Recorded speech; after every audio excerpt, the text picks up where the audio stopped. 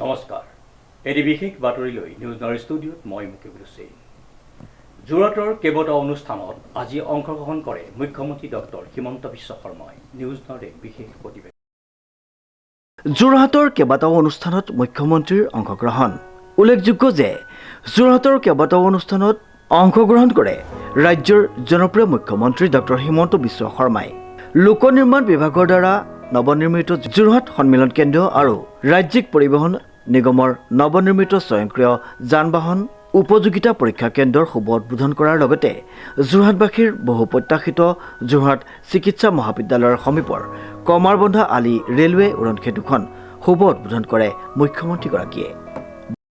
আৰু ভাৰতীয় জনতা পাৰ্টিৰ চৰকাৰখনৰ প্ৰয়াস আৰু প্ৰচেষ্টাত আজি অসমৰ চুকে কোণে বিকাশৰ এক নতুন আন্দোলন আৰম্ভ হৈছে।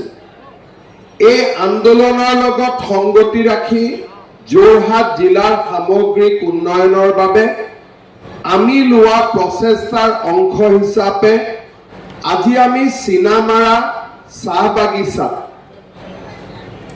ক'বলৈ গ'লে অত্যন্ত ষ্টেট অফ আৰ্ট আৰু সুন্দৰ টেকনলজি আৰু প্ৰদৰ্শনৰ মাজেৰে 20 কোটি টকা ব্যয় কৰি এটা সন্মিলন কক্ষ অলপ আগতে উদ্বোধন কৰিছো। 120খন আসনযুক্ত এই সম্বলিত সভা কক্ষটোৱে আমাৰ যোৰহাট জিলা প্ৰশাসন আৰু যোৰহাটৰ ৰাইজক যিকোনো সভা অনুষ্ঠিত কৰা সুবিধা প্ৰদান কৰিব।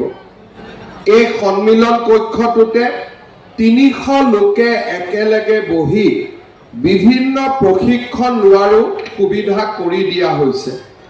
7টাকৈ সুন্দৰ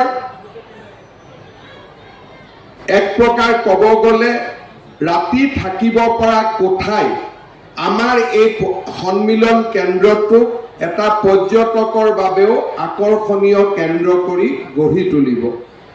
আপোনালোক সকলোৱে জানে যে চিনামাৰাতে আমি যোৰহাট জিলাৰ আয়ুক্তৰ নতুন কাৰ্যালয় নিৰ্মাণ কৰি আছো।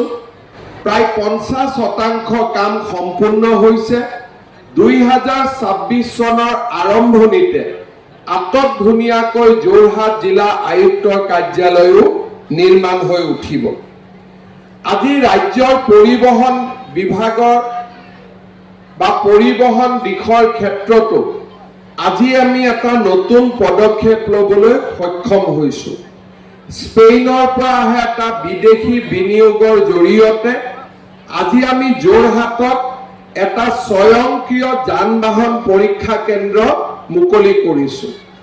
এপ্লাছ ITVৰ নামৰ স্পেনিছ কোম্পানীটোৱে এটা অত্যন্ত আটকধুনীয়া যান বাহন পৰীক্ষা কেন্দ্ৰ ৰাজ্যিক পৰিবহণ নিগমৰ পাব্লিক প্ৰাইভেট পাৰ্টনাৰশ্বিপৰ জৰিয়তে স্থাপন কৰিছে। ইয়াৰ ফলত শিৱসাগৰ, গোলহাট, গোলাঘাট, চৰাইদেউ এই চাৰিওখন জিলাৰ মটৰ গাড়ীসমূহ আমি যোৰহাটক সন্নিৱিষ্ট কৰি আমি ফিটনেছ পৰীক্ষা কৰিব পাৰিম আৰু কেইবাজনো আমাৰ নিবনুৱা যুৱক যুৱতীয়ে কৰ্মসংস্থাপনৰ পথো বিচাৰি পাব।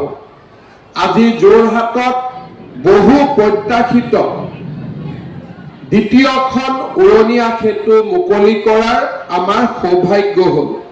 যোৰহাটত আধাৰশিলা স্থাপন কৰা আৰু যোৰহাটত দ্বিতীয়খন উৰণীয়া সেতু উদ্বোধন কৰা মোৰ বাবে আৰু আমাৰ সকলোৰে বাবে এক গৌৰৱৰ বিষয়।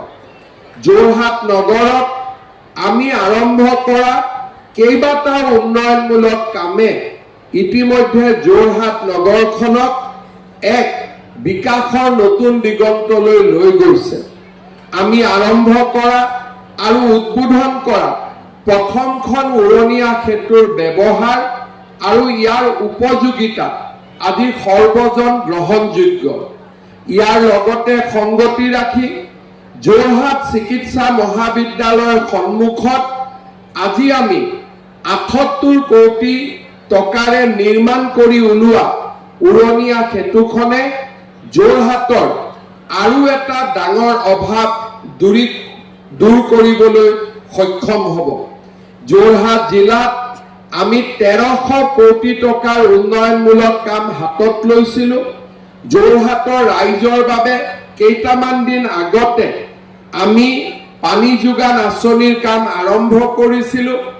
ভোগদৈ নদীৰ পাৰত থকা লিগেচি ৱেষ্ট পৰিষ্কাৰ কৰাৰ কাম আমি হাতত লৈছিলোঁ আৰু এই গোটেইবোৰ আঁচনি আজি জনসাধাৰণৰ দৃষ্টি আকৰ্ষণ কৰিবলৈ সক্ষম হৈছে। উৰণ সেতুখনিৰ শুভ উদ্বোধনৰ পিছতেই এখন ৰাজহুৱা সভাত মুখ্যমন্ত্ৰীগৰাকীয়ে অংশগ্ৰহণ কৰি যোৰহাটৰ উন্নয়নমূলক কামৰ ব্যাখ্যা দাঙি ধৰে। যোৰহাট সমষ্টিৰ বিধায়ক হিতেন্দ্ৰনাথ গোস্বামীয়ে আদৰণি ভাষণ প্ৰদান কৰা ৰাজহুৱা সভাত যোৰহাটৰ অভিভাৱক মন্ত্ৰী অজন্তা নেওগৰ লগতে কেইবাগৰাকীও মন্ত্ৰী, বিধায়ক আৰু জ্যেষ্ঠ ব্যক্তিয়ে অংশগ্ৰহণ কৰে। যোৰহাটৰ পৰা প্ৰশান্ত গায়নৰ ৰিপৰ্ট, নিউজ নাও।